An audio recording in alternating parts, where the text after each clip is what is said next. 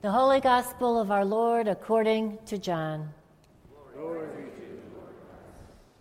As Jesus walked along, he saw a man blind from birth. His disciples asked him, "Rabbi, who sinned, this man or his parents, that he was born blind?" Jesus answered, "Neither this man nor his parents sinned. He was born blind so that God's works might be revealed in him.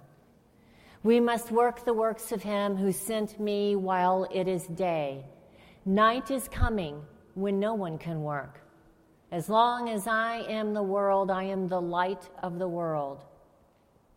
When he said this, he sat on the ground and made mud with the saliva and spread the mud on the man's eyes, saying to him, "Go wash in the pool of Siloam." Then he went and washed and came back able to see. The neighbors and those who had seen him before as a beggar began to ask, "Is this not the man who used to sit and beg?" Some were saying, "Is it he?" Others were saying, "No, but it is someone like him."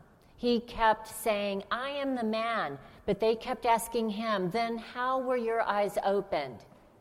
He answered, "The man called Jesus made mud, spread it on my eyes, and said to me, 'Go to Siloam and wash.' Then I went and washed and received my sight." They said to him, "Where is he?" He said, "I do not know." They brought to the Pharisees the man who had formerly been blind.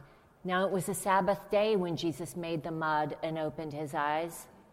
Then the Pharisees also began to ask him how he had received his sight. He said to them, "He put mud on my eyes, then I washed. Now I see." Some of the Pharisees said, "This man is not from God, for he does not observe the Sabbath." But others said, "How can a man who is a sinner perform such signs?" And they were divided. So they said again to the blind man, "What do you say about him? It was your eyes he opened." He said, "He is a prophet." The Jews did not believe that he had been blind and had received his sight until they called the parents of the man who had received his sight and asked them, "Is this your son who you say was born blind? How then does he now see?" His parents answered, "We know that this is our son and that he was born blind. But we do not know how it is that now he sees, nor do we know who opened his eyes. Ask him. He is of age. He will speak for himself." His parents said this because they were afraid of the Jews, for the Jews had already agreed that anyone who confessed Jesus to be the Messiah would be put out of the synagogue. Therefore his parents said, "He is of age, ask him." So for the second time they called the man who had been blind, and they said to him, "Give glory to God. We know that this man is a sinner." He answered, "I do not know whether he is a sinner.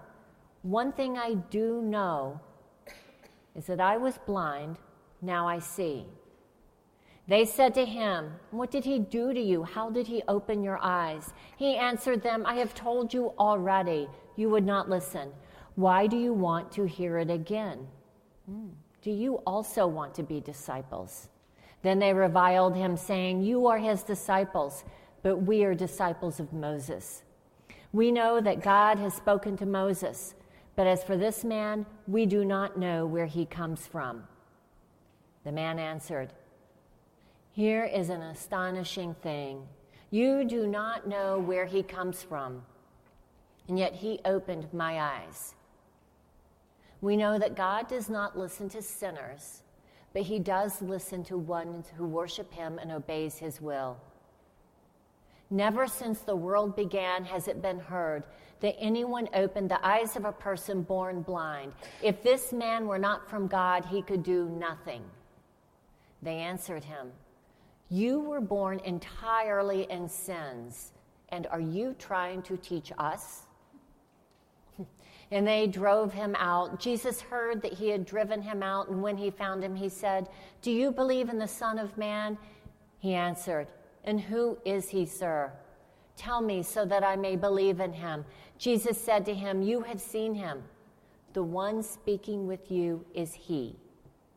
He said, "Lord, I believe." And he worshiped him. Jesus said, "I came into this world for judgment so that those who do not see may see, and those who do see may become blind." Some of the Pharisees near him heard this and said to him, "Surely we are not blind, are we?" Jesus said to them, "If you were blind, you would not have sin. But now that you say we see, your sin remains." The Gospel of the Lord. Praise to you, Lord. Thank you. The lyrics to one of my favorite songs by Phil Collins. Phil Collins, the composer, the performer, the singer. The title of the song is "Another Day in Paradise." And this one stanza reads, "Does anybody hear her? Can anybody see? Or does anybody know she's going down today? Under the shadow of our steeple with all the lost and lonely people, searching for the hope that's tucked away in you and me. Does anybody see her? Can anybody see?" In today's gospel, we have a blind man, blinded from birth. He's become a part of the cultural scenery. He was in his own category, blind beggar. It seems everyone wants to know why this man is blind. Did he sin, or did his parents sin? Times haven't changed much over the last 2,000 and some years. When my daughter was first diagnosed with epilepsy, first question out of so many people's minds, how did she get it? Is it from you? Her father? Was there a head trauma? Oh, the questions. Yeah. What I really had wished would have been first and foremost on their minds: what can we do to help Emma? What can we do to help her navigate this forever life-changing course of action for her? But you know what? We all do that. We all try to make sense of situations that don't seem to make a whole lot of sense. Well, this is what happens to the blind man. Now, I don't know if any of you watch Dateline NBC or 48 Hour Mystery. I do. That's my Friday night. But this is all I could think of when I was reading this week, throughout the week. I really am waiting for Keith Morris or David Muir, whomever does these, to come in and say, "You, sir, were you blind?" And then go to his parents. Did you have something to do with his blindness? That's all I could see. This becomes an investigation, not a focus on someone's needs. So, who is this blind man? How did he regain his sight? The scene changes abruptly when Jesus walks by. Jesus took some mud, his own spit, formed a paste, and put it on the man's eyes, and then instructed him to go wash in the pool. And the miracle occurred. Rather than focusing on the miracle, the scene now becomes yet another investigation. Our attention is shifted from the need at hand and from the great miracle that had just occurred to a series of questions. What I want to land on today, on this fourth Sunday in Lent, is Jesus' example of his response to a situation of someone in need. When Jesus sees someone in need, he does not use that person's plight to develop a moral or political ideology or agenda. Jesus sees an opportunity, a chance to recognize God's work, and God's work is revealed. Not in a moral statement, but in an act of mercy, in an act which pays close attention to the need itself. The once blind man is questioned how it happened that he sees. And this man simply and honestly says, I don't know. Throughout the story, this man answers always with great simplicity and elegant truth. He is nothing but who he is, and he answers how he knows to answer, with honesty, and to me, one of the men who exemplifies great integrity. He replies to every question, refusing to speculate. He knows only that Jesus asked him to go wash. And guess what? He has no idea where Jesus is now. The Pharisees say to the man, give God the glory. That man, Jesus, is a sinner. How do you see? And here, our formerly blind man grows bolder. He begins to see all the more clearly. He says, whether he is a sinner or not, I do not know. All I know is that I was once blind, and now I see. The discussion becomes more intense. What did he do to you? How did he open your eyes? I've told you already. Do you want to hear it again? Maybe you want to become disciples. You were his disciples, they say, not us. We're disciples of Moses. As far as this man, Jesus, we don't know where he comes from. And the healed man says, why, that's an astonishing thing. A man heals my eyes, but you don't know where he comes from. If he weren't of God, could he have done such a thing? At the end of the story, Jesus finds the healed man again. Now comes the time for interpretation and reflection.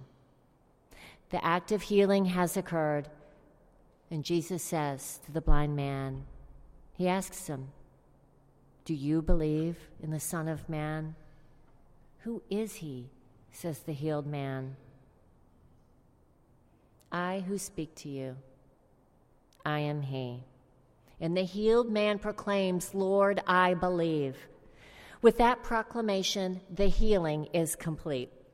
The man born blind not only sees what's around him, but he knows he has been healed and has received a miracle from God. He sees with clarity. For me, and for maybe some of you, I don't know, but I am guilty of this. Our scattered speculations, as they come as someone who just wants to make sense of a situation or wants to make a situation to fit my agenda. Yeah, we question first oftentimes. But as long as we seek only to fit the acts of God's into our human picture, we remain blind, unable to comprehend what God has for us and our future. And at the end of this chapter, the Pharisees begin to see, and the evidence of the sight is ever so in front of them. They question whether they can see it all. And Jesus answers, surely we are not blind, are we? They had asked Jesus that, and Jesus' response is sharp and precise. If you say we see, Jesus says, then your sin remains. Be careful then, whenever we say we see. Our human speculation, as fun and as provocative as it can be, can never comprehend the amazing power of God. We can never keep God in our own boxed, clearly defined boundaries that we set for God. It's the light of Jesus, light of the Lord, who shines a new light in all of us and for all of us and for our world. Jesus does this by focusing not on the reasons for illness, not on philosophical justifications of reality, but by focusing on human need. There are people around us whose needs are so familiar to us that we now ignore them. They were born blind, we say, and that is that. Jesus, however, refuses to walk right by them, just as Jesus refuses to walk right by each of us. Jesus wants to touch each of us with sight.